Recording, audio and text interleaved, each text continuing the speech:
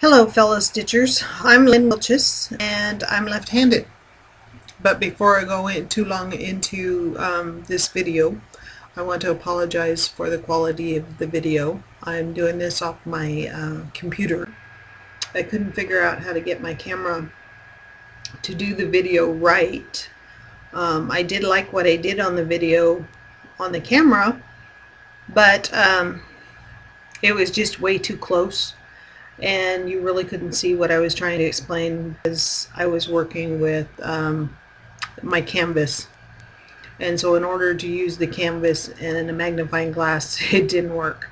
So I'm going this direction and I'm going to do it by paper, so I do apologize if you have any problems with the video.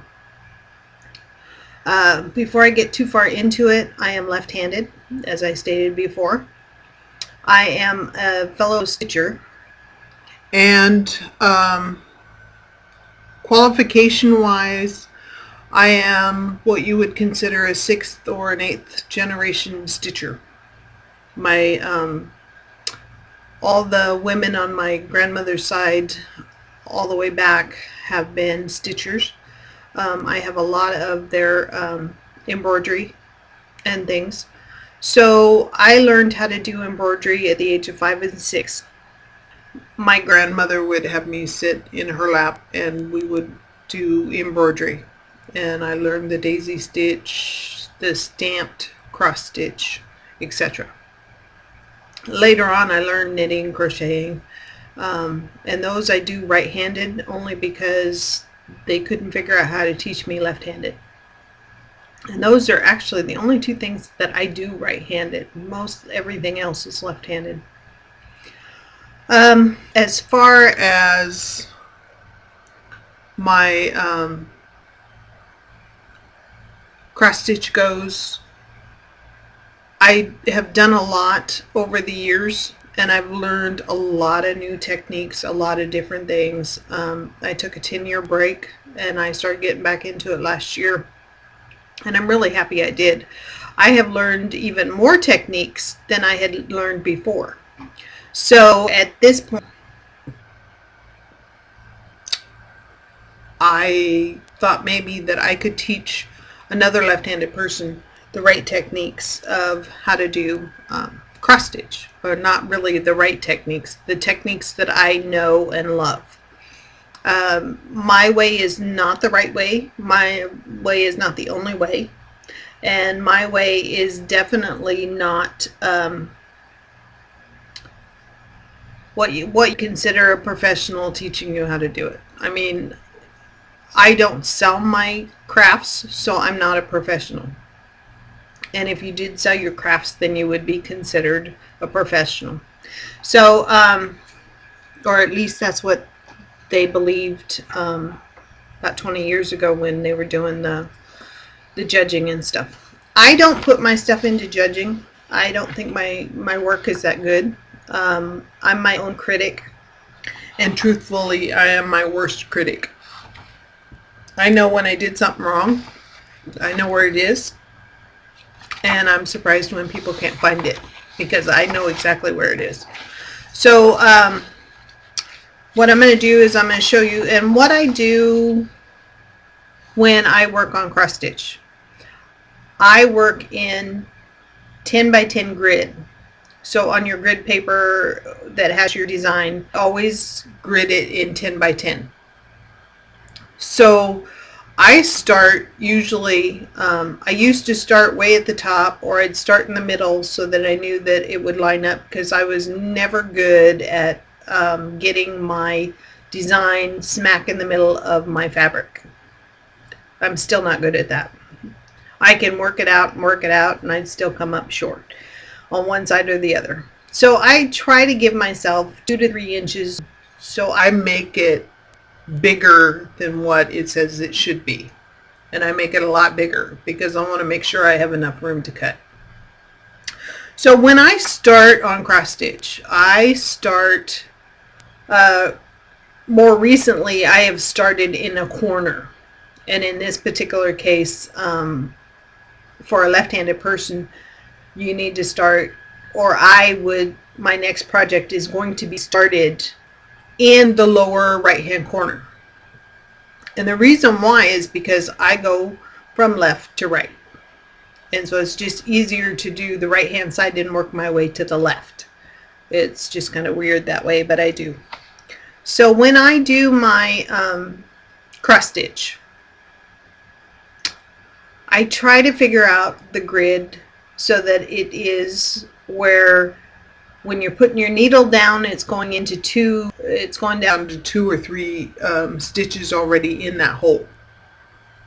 And where you come up has either none or 1 is usually what is required, but not necessarily correct.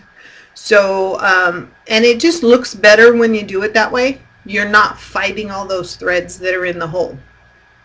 So I'll show you my grid of how I do things. So this is my design, and I just made this up real quick.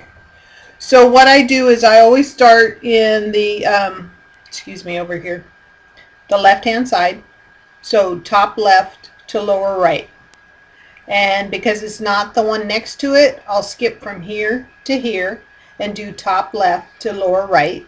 Skip top left to lower right, and I continue on. Then when I get to the end of my row of 10, I park it. So I'm going to park it there. I have more colors that I'm going to do in this row, so I want them to in the back crisscross each other to make the back look halfway decent. And that's partly because of my grandmother telling me make the back look good. So I'll take the next color and I'll start it here. So I'll start in the upper left, go to the lower right. Upper left, lower right. And I'll do that across. So you're skipping and see these stitches that you skip right here between, from here to here, they're going to be crossed over with this block, so it's not going to matter. So then I've done that all the way across, and I'm going to park it right there. And the reason why I'm parking that is because I still have this one to do. So then I'll take this one and I'll do the cross here to there, and then I'll go start up here and go ahead and cross it down. So I've actually finished this cross. It's the only color in that square. And then I'll take this fabric or this thread and I will move it all the way over to here to park. Okay, so I'm parking it here. Then what I'm going to do is I'm going to take my stitches and I'm going to go back to where I parked. And this is the fun part because I got to remember where I'm at. So I'm going to come over here and I'm going to grab what I parked and I'm going to finish off the cross. And then I'm going to go over here and finish it off, finish it off, finish it off. And then I'm going to move it up because I know it's right here. That's the next one. So I'm going to park it right there. And it's actually parked. Then I'm going to go back and do my blue. So I'm going to start here and I'm going to cross it over and then cross it all the way through to get that row done. So now this whole row is done. When I'm here, I move it up to here because that's my next stitch. I'm not going to park it because I have more that I can do in this color. And since there's quite a few of it, I will continue on. So I'll do the cross, the half stitch right there, and I'll move it all the way across to the end. I'll park it right up here in this little corner, and I'll let it park there. Then I'll go back and pick up what I had parked and bring it down, and I'll go ahead and stitch across. So then when I get to this point, instead of parking it, I will go ahead and finish off this stitch because it's the last one in the row.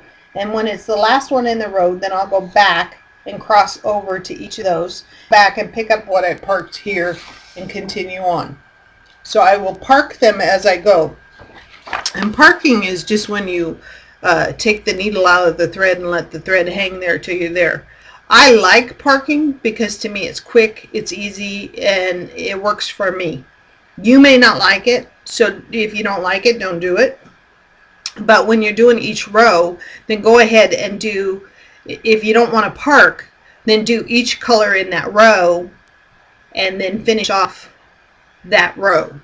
So you're going to be finishing more, and it gets kind of complicated. But I think that it's better than doing all one color and going each of the different rows, taking that color to all the different rows in that square. And the reason why I say that is because I've been known to miss stitches. It doesn't matter how many stitches are there, I've been known to miss them. And part of that is dyslexia. I am dyslexic in reading and writing, so I have a tendency to do that. I don't recommend it, but who am I to recommend? I mean, it's what I do. It's not what you do. So there are different techniques that I use, and I will show you different ones. On my Nantucket Rose, which I will show in whips, and I'm going to try and do a better video on those. I might use my camera since this computer is not working that great. But I do the stair-step method on the Nantucket Rose. So this is a stair-step record. So I've worked all of this 10 by 10, and then I'll go over here and do 10 by 10, and then I'll move up here and do the 10 by 10. And in the meantime, I'm parking, so there'll be threads hanging out. And I actually put this backwards because I start at the bottom and work my way up. So it would be 1, 2, 3. But if it works better for you to do 1, 2, 3, then go for it. You know, there's no rule, no rhyme or reason or whatever. And I started this when I was trying to do Brian Blitz Stitch's diagonal method, which is this way. And so what I found is, so you're coming down this way, and you're working in the triangle area. Do, you know, 1, 2, 3. You're working in a triangle, so your area is coming down. But when you're stitching your rows down instead of across. And I am going to use this technique on my Heaven and Earth design that I have going. I started it in this direction, and I'm going to go to this direction soon. Then there's also the row by row, and you start in one corner and you work to the other corner. And when I do a row by row, then a lot of times I'll start in the left hand corner and I'll work to the right hand corner. But I find that when I'm doing these type techniques, I will start those in the right hand corner instead of the left hand corner. And then this other technique is where you use one thread at a time. So you're going to do all your pink first, and then you're going to do all your black next. It's not a that's the technique I learned on. That was my very first technique. My mother-in-law got me into the count and cross stitch. My grandmother, when I was a teenager, thought that it would be too hard for me to do. But little did she know that I love that technique anyway. You know, I love to do cross stitch. So I find that more of my time now is cross stitch, and it's not quilting.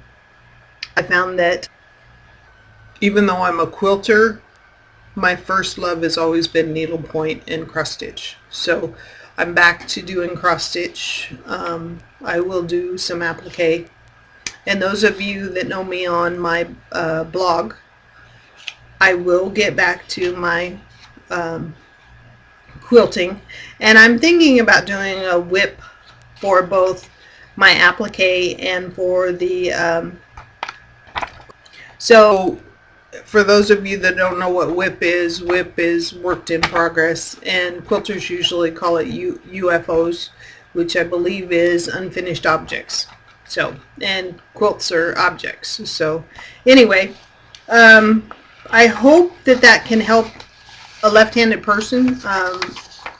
Like I said, I wish I had my camera working properly to where I could figure out how to show you on my canvas piece as I'm cross-stitching. But unfortunately, I kept getting in the way, or I kept moving my magnifying glass in the wrong spot, so then you couldn't see what I was doing. But I will make an effort, and I will try to do that. I will use my camera for my whips, So, and I will try that. I thought I might join the rest of you that I know on Instagram that also do YouTube. So, I don't know if this is helpful. If it was, let me know. If not, let me know. Um, and I'll see what I can do to maybe help you. If you have any questions or you want to learn something else, I'm more than willing to be able to show you what I do. So thank you for watching, and I look forward to your comments. Have a great day.